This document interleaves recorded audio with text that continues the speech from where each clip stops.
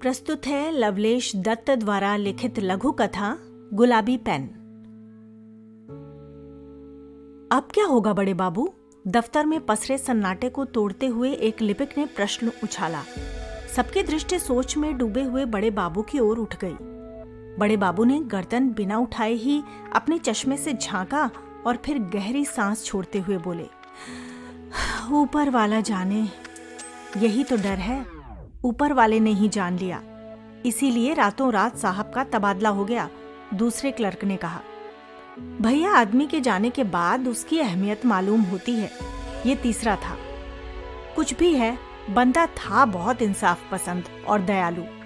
पहले वाले ने अपने होठों को फैलाते हुए कहा, जैसा काम वैसा दाम। उनकी दया से हम सब का काम चलता था। ये बात तो सही है, छोटे कामों के छोटे दाम और बड़े कामों के बड़े दाम, इसे ही इंसाफ और दया कहते हैं। दूसरे ने कहा। एक कोने में बैठे एक कनिष्ठ लिपिक को, जो कुछ ही समय पूर्व बदली होकर आया था, ये सारी बातें रहस्यपूर्ण लगीं, तो उसने बीच में ही टोक दिया, सिन्हा साहब, मैं कुछ समझ नहीं पा रहा हूं कि ये दाम और काम का क्या चक्कर है। बड़े बाबू सहित सबकी दृष्टि उसकी ओर उठ गई और लगभग सभी के चेहरे पर मुस्कान बिखर गई। इतने में दूसरा लिपिक अपनी कुर्सी से उठकर उसके पास आकर मेज पर अपना कूल्हा टिकाते हुए बोला, कभी साहब के कैबिन में गए हो? हाँ, 2-3 बार गया हूँ, फाइल लेने या देने, उसने उत्तर दिया। तो भैया, कभी फाइलों को खोलकर भी देखा या नहीं? सामने बैठे पहले लिपिक ने पूछा। नहीं, मैं तो साहब के साइन देखकर फाइल बड़े बाबू को पास कर देता हूँ, मेरा इतना ही काम है, कनिष्ठ लिपिक ने कहा। तब तो बड़े बाबूजी ही बताएंगे। दूसरा लिपिक वहां से उठकर बड़े बाबू की ओर चल दिया। बाकी लिपिकों की गर्दनें भी बड़े बाबू की ओर घूम गईं। बड़े बाबू के चेहरे पर अनुभव की रेखाएं स्पष्ट दिखती थी।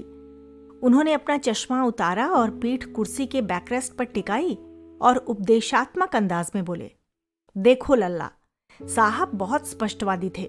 पता नहीं तुमने ध्यान दिया कि नहीं, उनके हस्ताक्षरों की स्याही अलग अलग रंग की होती थी, जैसे कभी नीली, कभी हरी, कभी लाल, कभी गुलाबी, तो कभी नारंगी। उनकी मेज पर ध्यान देते तो तुम्हें हर रंग के कलम रखे मिल जाते। हाँ, वो तो मैंने देखे थे, पर इससे क्या होता है? कनिष्ठ लिपिक भी अब तक अन्य लिपिकों के साथ बड़े बाबू की मेज के पास जा चुका था। इसी से तो सब कुछ था भैया, मुंह में भरे गुटके के साथ दूसरा लिपिक बोला। हाँ लल्ला, इसी से सब था। जिस रंग के हस्ताक्षर उसी रंग के नोट। कुछ समझे? बड़े बाबू के चेहरे पर मुस्कान बिखर गई। ओहो, अब समझा। कुछ समझते हुए कनिष्ठ लिपिक हंसने लगा। लेकिन बात फिर वहीं पर अटकी है कि अब क्या होगा? सुना है साहब की जगह आई मैडम बहुत सख्त है।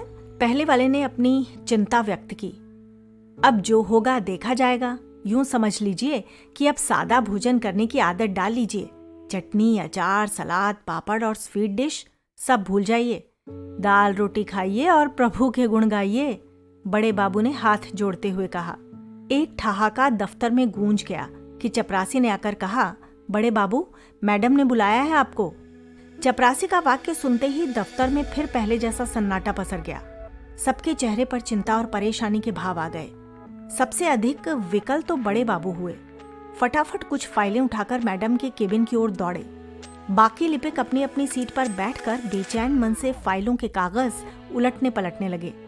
लगभग 5 मिनट बाद बड़े बाबू चेहरे पर चमक लिए हुए वापस आए। सबकी नजरें और कान उनकी ओर लग गए। उनके हाथ में हरे, लाल, नीले, पीले सारे रंग के पेन थे। उन्होंने सारे पेन अपनी मेज पर रखे और गहरी सांस छोड़ते हुए बोले, मैडम केवल गुलाबी पेन इस्तेमाल करती हैं। एक पल के लिए दफ्तर में फिर से सन्नाटा पसर गया, लेकिन अगले ही पल फाइलों के पन्ने खड़कने लगे।